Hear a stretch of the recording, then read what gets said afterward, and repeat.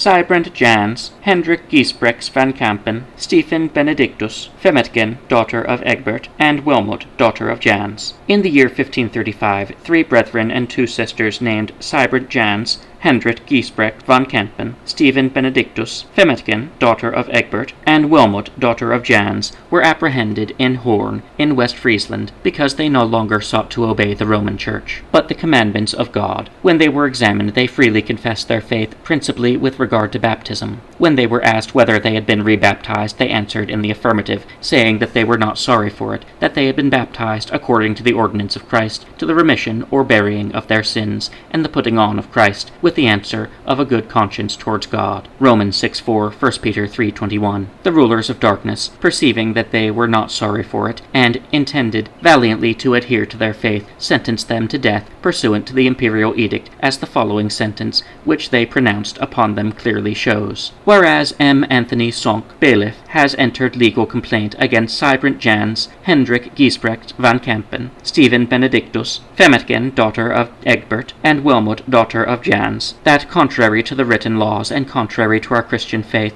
and the edict of His Imperial Majesty, our most gracious Lord, they were rebaptized without having repented of it, and without having obtained remission therefore. Therefore we determine that each and all of them have forfeited their lives and property, and that they be executed, namely, the men with the sword, and their bodies to be placed upon the wheel, and their heads upon stakes, and the women drowned with a stone tied to their necks, and desire that the judges pass sentence accordingly. My lords of the court, having heard the answer in defense of the aforesaid defendants, by which they openly confess that they were rebaptized without having obtained remission therefore, deem it just, through their sentence, and all the aforesaid persons, according to the edict of His Imperial Majesty and the written laws, have forfeited their lives and property by virtue of the privileges of this city, and that all are to die, namely, the men to be executed with the sword, their bodies placed upon the wheel, and their heads upon stakes, unless the lords are willing to show them mercy, especially those who renounce and are penitent, and the women to be drowned with a stone tied to their necks or bodies. Passed in the presence of all the judges and 3 burgomasters, the 7th of June,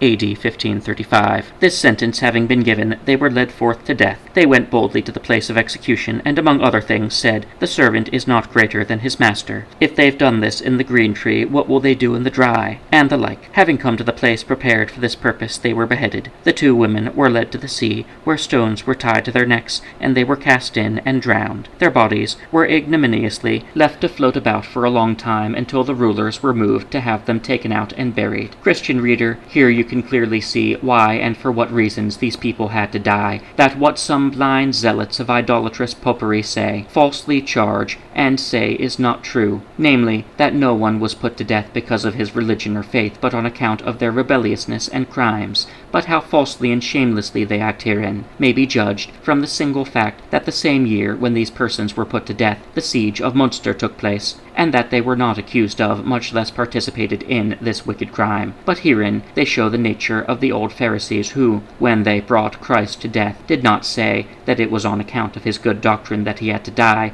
but for his blasphemy. This is the way of all tyrants, that, besides inflicting suffering and death upon the innocent, they also heap upon them false accusations. But when the day cometh, that shall come, they shall see whom they have pierced, and say with astonishment, Behold, these are they, whom we had sometimes in derision, and a proverb of reproach. We fools accounted their life madness, and their end to be without honor. How are they numbered among the children of God, and their lot is among the saints? Wisdom 5:3-5.